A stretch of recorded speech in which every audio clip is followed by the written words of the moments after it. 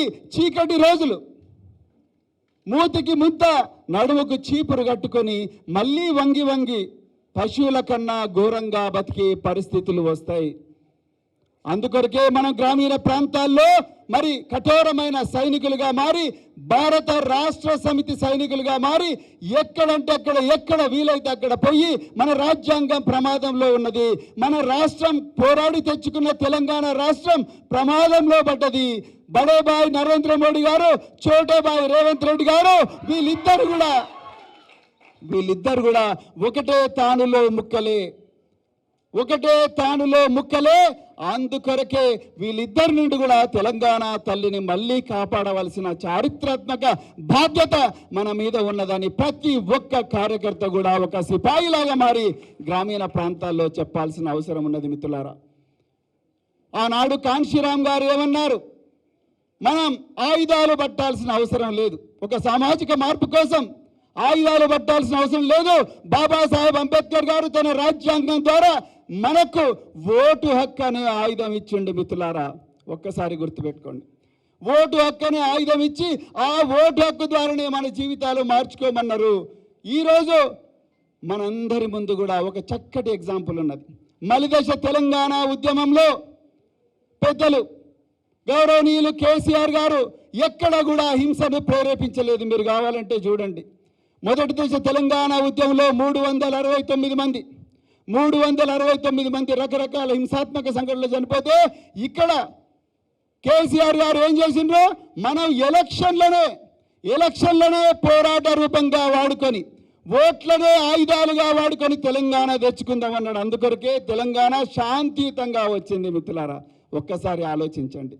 అంటే ఆనాడు కాంశీరామ్ గారు బహుజన రాజ్యాన్ని ఓట్ల ద్వారా ఉత్తరప్రదేశ్లో తీసుకొచ్చే ప్రయత్నం చేసి సఫలమైతే, ఇక్కడ కేసీఆర్ గారు అదే రాజ్యాంగ ప్రక్రియనే ఆయుధంగా వాడి తెలంగాణ కలను సాకారం చేసిండ్రు. రాబోయే పార్లమెంట్ ఎన్నికల్లో కూడా మళ్ళీ మనకు ఆ ఓటు అనే ఆయుధాన్ని వాడే అవకాశం వస్తుంది. ఈ దేశాన్ని బీజేపీ నుండి విముక్తి చేయడం కోసం, ఈ రాష్ట్రాన్ని కాంగ్రెస్ నుండి విముక్తి చేయడం కోసం మళ్ళీ ఈ ఓటును మనం చక్కగా వాడుకొని తప్పకుండా అంటే మనం ఏ రాజ్యాన్ని అయితే అమాయకత్వంతో కోల్పోయినామో ఒక 4 నెలల క్రితం, ఆ గొప్ప రాజ్యాన్ని మనం తెచ్చుకోవాల్సిన అవసరం ఉన్నది అనేది నేను మీ అందరికి కూడా మళ్ళొకసారి చెప్తా ఉన్నా. మిత్రులారా, అందుకొరకే దయచేసి ఈ రోజు నుంచి మీరు ఎక్కడ పోయినా కూడా మన రాష్ట్రానికి, మన దేశానికి ప్రమాదం ఉన్నది. ఈ పేద వర్గాలకు, మరి ముఖ్యంగా బహుజన వర్గాలకు, ఎస్సీలు కానీ, ఎస్టీలు కానీ, బీసీలు కానీ, మైనారిటీలు కానీ, అగ్రవర్ణాల్లో ఉండే పేదలు కానీ, వీళ్ళందరి జీవితాలు ఘోరంగా మరి నాశనం కాబోతున్నాయనే విషయం చక్కగా ప్రజలందరికీ వివరించి, వాళ్ళందరూ కూడా మళ్ళీ భారత రాష్ట్ర సమితికి పట్టం కట్టి మళ్ళీ తెలంగాణ రాష్ట్రంలో మళ్ళీ ఒక చక్కటి పాలన రావాలి, ఒక దూరదృష్టితో ఒక గొప్ప పునాది పడే పాలన రావాలి. మన బిడ్డల భవిష్యత్తులు మారాలి, రైతన్నల భవిష్యత్తులు మారాలి, రైతు కూలీల భవిష్యత్తులు మారాలి, పారిశుద్ధ్య కార్మికుల భవిష్యత్తులు మారాలి, ఆటో డ్రైవర్ల భవిష్యత్తు మారాలి, అందరి భవిష్యత్తు కూడా మారాలన్న మరి గొప్ప కళతోనే మనం అందరం కూడా పనిచేయాల్సిన అవసరం ఉన్నది. మిత్రులారా, అందుకొరకే దయచేసి నేను భారత రాష్ట్ర సమితి కార్యకర్తలందరికీ ఇదే వేదికగా మరి నేను కేసీఆర్ గారి ఆశీర్వాదంతో చెప్తా ఉన్నా. మిత్రులారా, దయచేసి మనం భయపడాల్సిన అవసరం లేదు, ఎవ్వరికీ భయపడాల్సిన అవసరం లేదు. దిక్కు మొక్కు లేని జనం, ఒక్కొక్కరు ఒక అగ్నికణం, ఒంటరిగా లేమ మనం, కోట్ల సేన మనం. మిత్రులారా, ఇక్కడ వేదిక మీద ఉన్న చాలా మంది నాయకులు, బాల్క సుమన్ గారితో సహా వీళ్ళందరూ కూడా మరి ఇలాంటి ఎత్తు పల్లాలను ఎన్నిటినో చూసిండ్రు. మిత్రులారా, ఇది చాలా చిన్నది మనం చూస్తున్న ఛాలెంజ్. అందుకొరకు భారత రాష్ట్ర సమితి కార్యకర్తలందరికీ కూడా నేను మళ్ళొకసారి చెప్తున్నా, మీరు ఎక్కడ ఉన్నా ఒక కొదమ సింహంలాగా గర్జించి మళ్ళీ భారత రాష్ట్ర సమితిని అధికారంలోకి తీసుకురావాల్సిన అవసరం ఉన్నదని కూడా ఈ సందర్భంగా మీ అందరికీ కూడా మనవి చేస్తున్న. మిత్రులారా, దయచేసి గుర్తుపెట్టుకోండి, చరిత్రను మళ్ళీ పునర్లిఖించే చరిత్రాత్మకమైన అవకాశం ఈసారి ఈ పార్లమెంటు ఎన్నికలు మనకి ఇవ్వబోతున్నాయి. అందుకొరకే దయచేసి మీరందరూ కూడా గ్రామాన సైనికులై, ప్రతి ఒక్కరు కూడా గ్రామంలో బూత్ కమిటీలు వేసుకుంటూ, ప్రతి ఒక్కరు కూడా ప్రతి 100 ఓటర్ల దగ్గరికి పోయి మనం ఏం కోల్పోయినాం, కాంగ్రెస్ ఏం మాయమాటలు చెప్పింది, బీజేపీ ఏ విధంగా కుట్రలు చేయబోతున్నది, బీజేపీ ఏ విధంగా మత్తులో యువతను ముంచి అసలైన సంపదనంతా కూడా కొంతమంది చేతిలోనే పెట్టుకోబోతున్నది. ఈ మనం కష్టపడి సంపాదించుకున్న సంపద అంతా కూడా రేపు కేవలం ఒకరిద్దరు వ్యక్తుల చేతిలోకే పోబోతున్నది.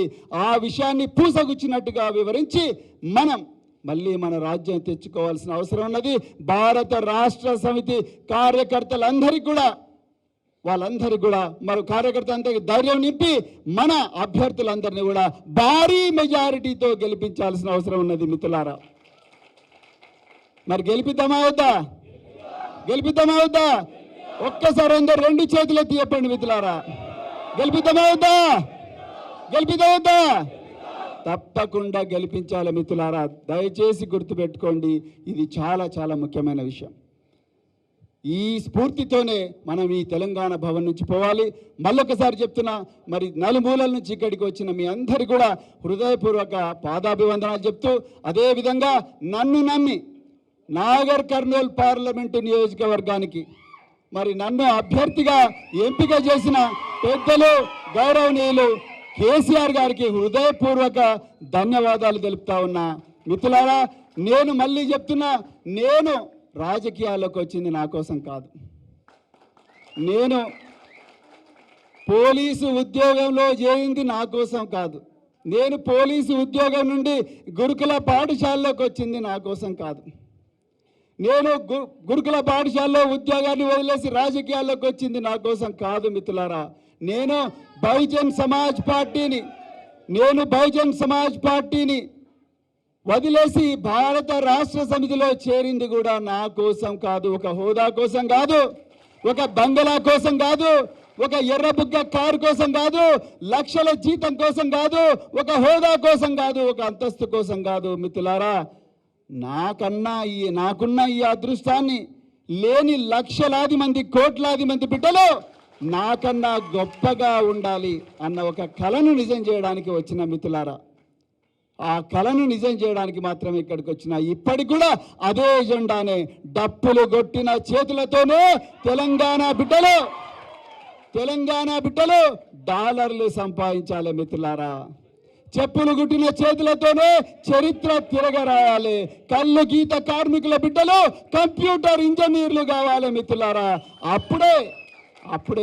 అప్పుడే నిజంగా మరి నిజమైన మన జీవితాలు మారుతాయి. ఇంత చక్కటి వేదిక, ఇంత చారిత్రాత్మక సన్నివేశానికి కారకులైన పెద్దలు గౌరవనీయులు కేసీఆర్ గారికి హృదయపూర్వక ధన్యవాదాలు తెలుపుతూ, మరొక్కసారి మరి ఇక్కడ వేదికను ఉన్న పెద్దలందరూ కూడా మరి ముఖ్యంగా మరి గ్రామం నుంచి వచ్చిన కార్యకర్తలకు చక్కటి తిండి పెట్టిన మరి బల్క సుమన్ గారికి, అదేవిధంగా రావుల చంద్రశేఖర్ రెడ్డి గారికి, అదేవిధంగా శ్రీనివాసరెడ్డి సార్కి, అందరికీ కూడా మరి తెలంగాణ భవన్ సిబ్బందికి అందరికీ కూడా పేరు ధన్యవాదాలు చెప్తూ, మరి మీడియా మిత్రులకు ప్రత్యేకించి మరి మీ అందరికీ కూడా హృదయపూర్వక ధన్యవాదాలు చెప్తూ, మిత్రులారా, అందరికీ కండువాలు వేసే అవకాశం లేకపోయినా మీ కండువాలు